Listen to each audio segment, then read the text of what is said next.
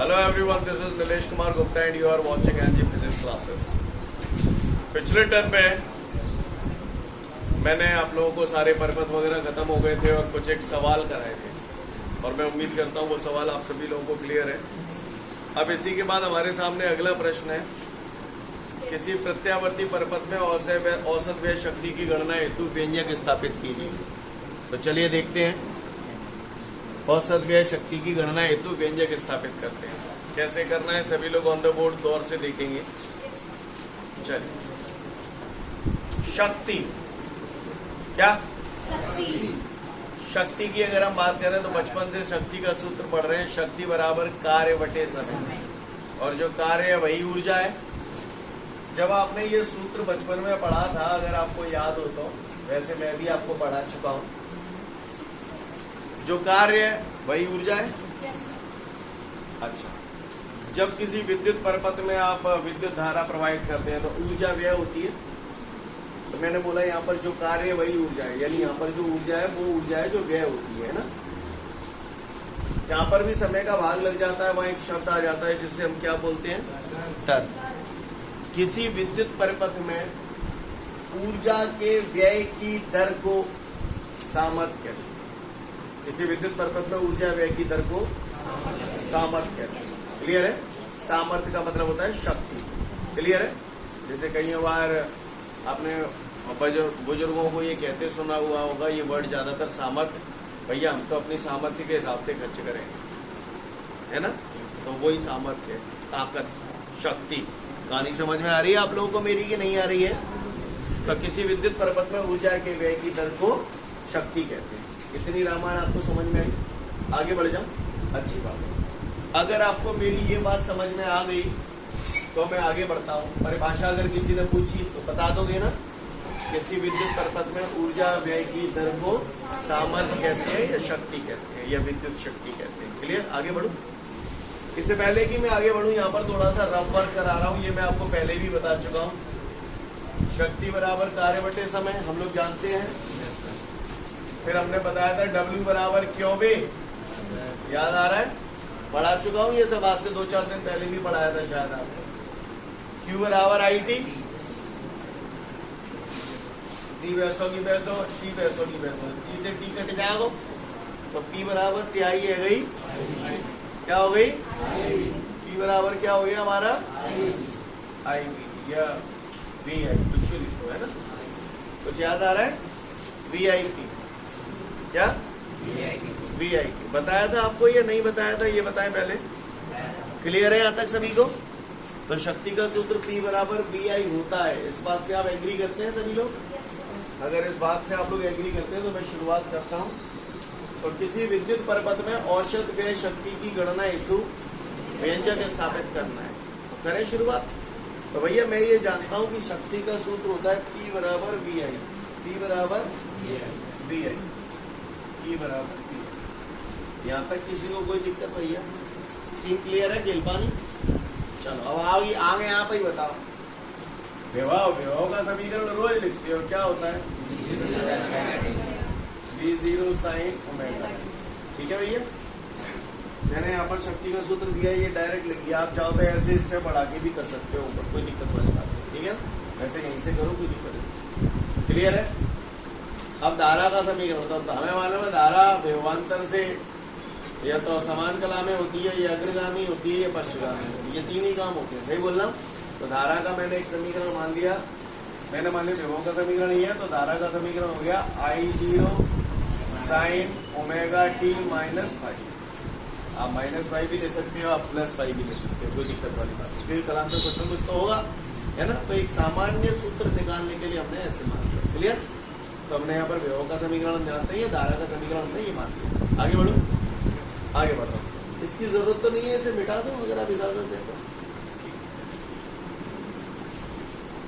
अब आगे बढ़ते हैं, इसमें गुणा उड़ा करते हैं हम लोग। करें शुरू? तो भैया ये हो गया हमारा V0 I0 sin omega t। यहाँ तक बात समझ में आ रही है सभी को? अब काय की कमी रह गई है? sin omega t minus 5। सही बोल रहा हूँ? Sine omega T minus five, ऐसा लग रहा है साइन ए माइनस बी, बोला भैया। और साइन ए माइनस बी बराबर क्या होता है, sign A cos B minus cos A sine B. क्या आपको ये स्टेप समझ में आया, क्लियर है भैया सभी को? जिनको समझ में आ गया अच्छी बात है, जिन्हें समझ में नहीं आया या सूत्र लिख रहा हूँ, कौन सा सूत्र लगाइए, मैथमेटिक्स में पढ़ाया जाता है। साइन ए माइनस बी बराबर होता है sign A cos B minus cos A sine B. ये सूत्र लगाया मैंने यहाँ पर। सीन क्लियर है भैया सभी को? किसी को कोई दिक्कत? आगे बढ़ जाऊं, चलो। P बराबर B zero I zero, sine omega T को अंदर बैठ दिया,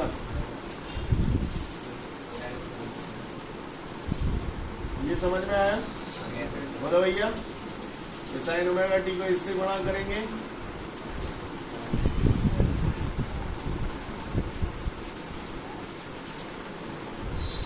बोलो भैया।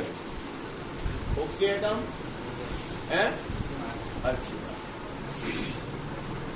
अगर ये माइनस है, ये माइनस है, मैं इसमें 2 का गुणा और 2 का भाग कर दूं तो कोई फर्क पड़ेगा क्या? फर्क तो पड़ेगा, तभी तो कर रहा हूं। पर वैसे तो संतुलित है ये, क्लियर? 2 का गुणा किया, 2 का भाग किया, कोई फर्क पड़ा? तो P बराबर आपका हो गया बेटा B zero I zero, sine square omega t cos five. Clear है यहाँ तक भैया सभी को?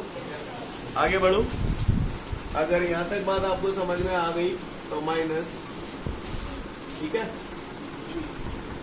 बटे ये 2 है, बोलो भैया। यहाँ पर मैथमेटिक्स में आपने एक सूत्र पढ़ा था, अगर आपको याद हो तो, साइन 2 थीटा बराबर 2 साइन थीटा कॉस थीटा, है ना? यानी अगर किसी जगह 2 साइन थीटा कॉस थीटा लिखा हुआ है तो आप वहाँ साइन 2 थीटा लिख सकते हैं, ऐसा मुझे लगता है। आप लोगों को लगता है? तो आप गौर से देखिए, 2 sine omega t cos omega T, इसकी जगह क्या लिखोगे? साइन 2 ओमेगा टी, बचा क्या? नहीं है बस। सीन क्लियर है? आगे बढ़ जाओ, आगे बढ़ो। आगे मैं जो अगला स्टेप लिख रहा हूँ, ऐसा नहीं है कि उसका कोई प्रूव नहीं हो सकता, उसका भी प्रूव हो सकता है, ठीक है ना? हर चीज का प्रूव होता है, बट आपको अपने एग्जाम में जब होगा तो जैसे मैं लिख रहा हूँ वैसे ही आपको लिख के आना है, याद रखना है ये स्टेप। समझ में आ रही है बात? क्लियर? क्योंकि प्रूफ समझाने बैठेंगे तो बात बहुत लंबी जाएगी, क्लियर? तो आगे बढ़ते हैं। अब ये हमारी शक्ति आई है, हमें औसत व्यय शक्ति निकालनी है। एक चक्कर के लिए औसत व्यय शक्ति निकालनी है ना? तो एक चक्र हेतु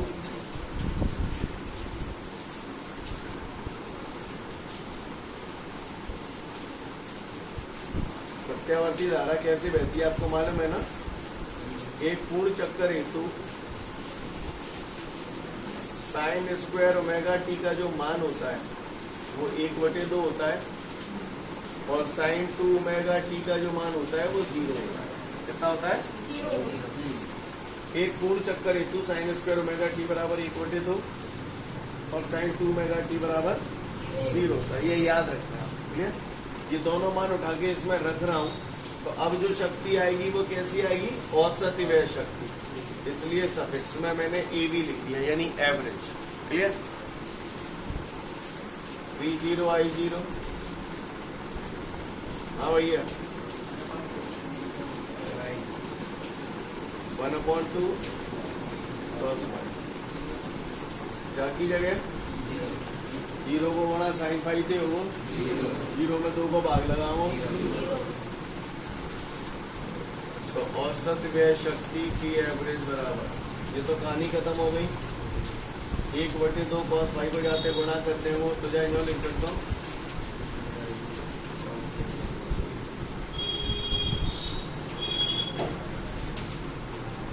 स्टेप समझ में आ रहे हैं सारे?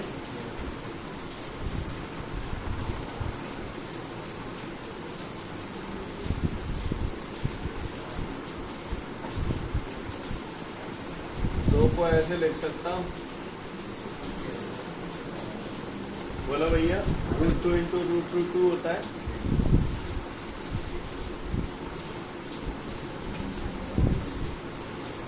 हाँ भैया, स्टार्टिंग में बताया था VRMS बराबर V0/√2।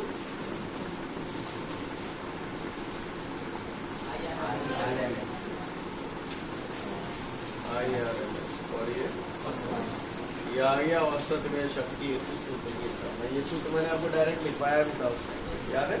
क्लियर?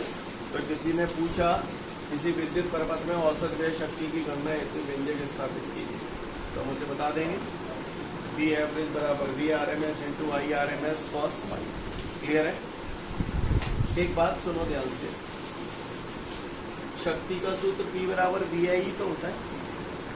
यहाँ पर औसत व्यय शक्ति निकाल रहे हैं तो हमारा आ रहा है VRMS into IRMS cos ∅। Clear? Exam में यहीं तक कर देना पर्याप्त है, इससे ज़्यादा पूछेगा नहीं। लेकिन कल को अगर कॉम्पिटिटिव एग्जाम वगैरह की तैयारी करोगे तो आपको पता होना चाहिए। तो समझ लो क्या है, क्या बता रहा हूँ। P एवरेज बराबर VRMS into IRMS। V into I तो हो रहा है और V इंटू I शक्ति तो होती है। तो ऐसी शक्ति को हम लोग बोलते हैं आभासी सामर्थ्य। क्या बोलते हैं? आभासी सामर्थ्य। आभासी सामर्थ्य इंटू cos ∅ को शक्ति गुणांक भी बोला जाता है। किसी ने बोला शक्ति गुणांक का मान 5 है, तो इसका मतलब वो आपको cos ∅ का मान 5 देगा। क्लियर है? तो cos ∅ को हम लोग क्या बोलते हैं? शक्ति गुणांक। क्लियर? जितना भी बोला बात समझ में आ रही है सभी को? फटाफट इतना पढ़ लें, फिर आगे की बात करूँगा आपसे। इसके बाद हमारे को कुछ एक सवाल दिए गए हैं, देखेंगे ध्यान से। सवाल दिया गया है, कह रहा है एक RL परिपथ है और उसमें प्रतिरोध है 100 ओम का और जो प्रेर करते हैं वो 1 हेनरी का है। मैं चित्र बना रहा हूँ, यहाँ पर गौर से देखिएगा सभी लोग।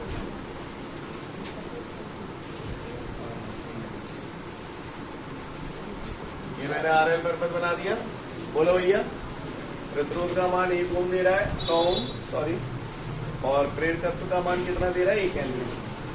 अब वो कह रहा है इस परिपथ को मैंने एक प्रत्यावर्ती स्रोत से जोड़ा गया है। प्रत्यावर्ती स्रोत की आवृत्ति 50 हर्ट्ज और विभव 5 वोल्ट है। प्रतिबाधा ज्ञात करूं, इस परिपथ की प्रतिबाधा ज्ञात करूं, परिपथ में बहने वाली धारा ज्ञात करूं, शक्ति गुणांक ज्ञात करूं और औसत व्यय शक्ति ज्ञात करूं। क्वेश्चन समझिए। अच्छा मुझे बता दीजिए विभव कौन सा होगा? VRMS होगा।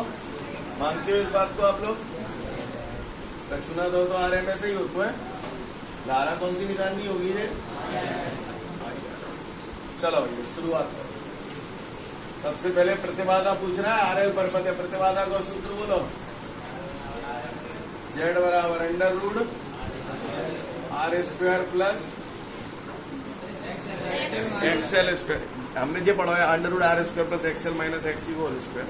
सी तो उतना नहीं जाने, तो R² प्लस XL²। स्टेप समझ में आ रहा है? क्या R का मान है आपके पास? सवाल कर लेंगे। XL है क्या? XL नहीं है तो XL बराबर ओमेगा L। XL बराबर ओमेगा L। L तो मैंने ये दे दी, ओमेगा देगा तो ओमेगा की जगह क्या? स्टेप समझ में आया भैया? अब Z का मान निकालने के लिए आपको R चाहिए, F चाहिए और L चाहिए। R ये रहा, F ये रहा, L ये रहा। 2 और 5 तो आप जानते ही, कर लेंगे हम लोग इसे सॉल्व। क्या आंसर आ रहा है पहला? कितना हो? 329.5। ये हमारी आ गई प्रतिबाधा। अब मुझसे दूसरे में धारा पूछ रहा है। धारा I बराबर IRMS। I बराबर क्या होता है? धारा I बराबर, इस परिपथ में बहने वाली धारा निकालनी है। V बराबर IR, तो I बराबर V अपॉन R। पूरे परिपथ की धारा निकाल रहे तो विभव पूरे परिपथ को लोगे, प्रतिरोध भी तो पूरे परिपथ को लोगे। पूरे परिपथ के प्रतिरोध क्या कहेंगे? Z। और IRMS निकाल रहे हो तो ऊपर भी VRMS आएगी। बोलो भैया चमका दो, अब कहा VRMS कितने गए 5 और जेड अपना ये आ चुका है 329.5। सॉल्व हो जाएगा। कितना आंसर है बोले 0.015 एम्पियर। ये कौन आ गई हमारी धारा। अगला शक्ति गुणांक पूछ रहा है। शक्ति गुणांक मतलब काय का मान निकालने के लिए कह रहा है। शक्ति गुणांक बोले तो cos फाई काय के बराबर होता है R/Z। R कितना है अपने पास 100 और Z कितना है अपने पास 329 पॉइंट। सॉल्व कर लेंगे। बोले कितना आ रहा है 0.30। अगला कह रहा है औसत व्यय शक्ति। औसत व्यय शक्ति, औसत व्यय शक्ति का सूत्र क्या है VRMS IRMS cos phi. VRMS कितना है 5, IRMS कितना है 0.015 बोलो भैया into cos phi. cos phi अपना ये आ गया है 0.30। गुणा कर लेंगे कितना वाट 0.0। एक जन बोलो 4 मत बोला करो, जिसकी ड्यूटी वही बोला करे। हाँ 0.0227 वाट। उतार लो फटाफट। इसके बाद हमारे को अगला सवाल दिया गया है। तो सवाल में कह रहा है एक प्रत्यावर्ती परिपथ को 260 वोल्ट और 50 हर्ट्ज आवृत्ति के प्रत्यावर्ती स्रोत से जोड़ा गया है। यदि परिपथ में एक प्रेरकत्व जुड़ा हुआ हो, ये मैंने प्रेरकत्व जोड़ दिया। प्रेरकत्व बोले तो कुंडली और एक जुड़ा हुआ है प्रतिरोध। ये कहानी जुड़ी हुई है, यानी L जुड़ा हुआ है और R जुड़ा हुआ है। L का मान दे रहा है और R दे रहा है। तो कह रहा है परिपथ की प्रतिघात ज्ञात करूं। अब प्रतिघात इन दोनों में किसकी होती है, इसकी होती है। तो इसको अपन काय से प्रदर्शित करते हैं XL, यानी प्रेरकत्व प्रतिघात ज्ञात करना है। दूसरा पूरे की प्रतिबाधा ज्ञात करनी है, धारा ज्ञात करनी है। धारा का छूना नहीं तो क्या लिखूं IRMS। क्या लिखूं IRMS। विभव जी का छूना दो तो क्या लिखूं VRMS। शक्ति गुणांक ज्ञात करना है। शक्ति गुणांक समझते हो ना। और औसत व्यय शक्ति ज्ञात करनी है। करें शुरुआत। सबसे पहले हमें XL निकालना है ना, प्रतिघात। पहला सॉल्व कर रहे हैं। XL बराबर ओमेगा है। सूत्र पढ़ाया अपन ने XL का।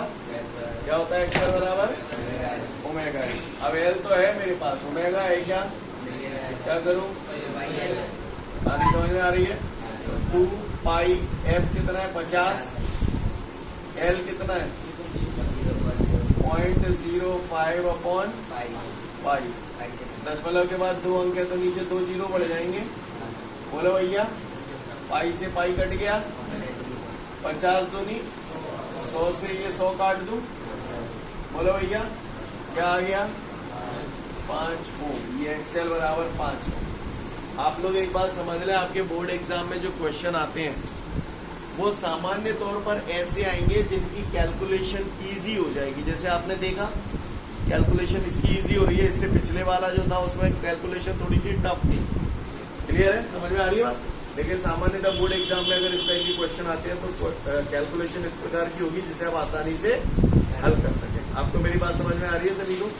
इसका मतलब ये नहीं है कि टिपिकल कैलकुलेशन आ नहीं सकती, बिल्कुल आ सकती है, लेकिन उसके चांसेस बहुत कम होते हैं क्योंकि वो टाइम कंज्यूमिंग बहुत होते हैं। समझ में आ रही है बात। आपकी किताबों में वगैरह में सब जगह जो एग्जाम्पल दिए हैं, मैं बता दूं आज से कुछ सालों पहले कॉम्पिटिटिव एग्जाम में कैलकुलेटर अलाउ हुआ करते थे। तो वो कैलकुलेटर अलाउ हुआ करते थे तो नंबर उसी हिसाब से देते थे कि कैलकुलेटर से झटझट सॉल्व हो जाएंगे। लेकिन अब 2000 के बाद से कैलकुलेटर बंद कर दिए। समझ रहे हैं ना मेरी बात को। तो कैलकुलेटर बंद कर दिए तो आप समझ लो किस हिसाब की कैलकुलेशन आएगी। समझ रहे हैं ना मेरी बात को। अदरवाइज टिपिकल कैलकुलेशन आ गई तो आप उसे सॉल्व ही नहीं कर पाओगे, घंटों लग जाएंगे। कहानी समझ में आ रही है। तो बोर्ड एग्जाम में जब क्वेश्चन आता है तो ज्यादातर इसी टाइप का आएगा जिसमें कैलकुलेशन आप इजीली कर सकें, जैसे कि आप यहाँ पर कर पाए। ये क्वेश्चन ही पूरा उस पैटर्न का है। आगे देखते हैं। Z निकालना है। Z बताओ भैया Z के लिए क्या सूत्र लगाओ। √R² plus XL²। सही बोल रहा हूँ। R कितना है बताओ जरा। 12 का स्क्वायर 144। बोलो जिम ना पता तो फिर क्या करता हूँ। एक्सएल के देंगे 5 का स्क्वायर 144 और 25 169 का वर्गमूल। समझ में आ गई बात। अगला धारा निकालना है। आई बराबर वी अपॉन आर। तो आई आर एम एस बराबर V R M S upon R की जगह वी आर एम एस की जगह जेड की जगह 13 दूनी 20 है। सीन क्लियर है। चौथा मुझसे पूछ रहा है शक्ति गुणांक है ना cos फाई पूछ रहा है। शक्ति गुणांक पूछ रहा है। शक्ति गुणांक बोले तो cos फाई बराबर अगर आपको आर अपॉन याद है आपको आर कितना है 12 जेड कितना है 12/13 भाग दिलोगे तो दशमलव कुछ आ जाएगा। क्लियर है। आगे बढ़ते हैं। पांचवा औसत व्यय शक्ति और पूछ रहे हैं क्या सूत्र है V R M S cos phi. V R M S कितना है I R M S 20 cos phi 12/13 13 एकम 13 दूनी 26 20 का गुणा 20 से कर दिया 400 12 चौक 48 वाट। क्लियर है। समझ में आ रही बात। कर पाएंगे उतार लो फटाफट से बोलती में। ठीक है तो फिर आज के लिए पर्याप्त है। कल फिर मिलते हैं। Thank you everyone. Have a great day.